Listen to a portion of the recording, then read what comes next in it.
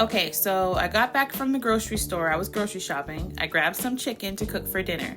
And like always, I cleaned it with vinegar and water. But I happened to notice something at the bottom of the bowl. There was this weird milky white residue that was coming out of the chicken. So what the actual is it? Because it's not meat, it's not fat, so what's happening here? I looked it up and here's what it says. It says that the white substance is mostly water and dissolved proteins. When chicken hits water, acid, or heat, those proteins coagulate. Basically, they firm up, turn white, kind of like when an egg cooks. It's completely normal and totally safe, and actually a sign that the proteins are reacting the way they should. Before you go shopping and grab your next pack of meat, just pause for a second, because not all meat is created equal. There are different grades of meat, and where you buy it can tell you a lot about how that animal was raised, what it was fed, and what you're actually putting on your table.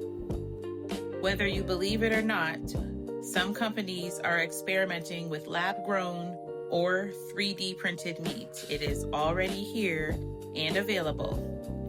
Check out this journalism from Inside Edition from 4 years ago. A juicy, sizzling steak made by computer. While obtaining regular meat is a process that's been taking place for millennia, cow, butcher, beef, Redefined Meat, a meat alternative startup out of Israel, makes their product using a highly technical process. The mix of soy and pea protein, chickpeas, beetroot, nutritional yeast, and coconut fat is formed into steak-like shapes using a 3D printer. Our goal is to become the largest meat company in the world just by harnessing technology instead of animals.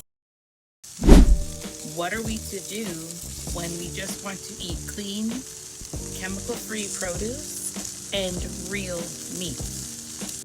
Some things we can do to directly combat this is to purchase our meat directly from farmers and to make sure that the meat is locally and morally sourced.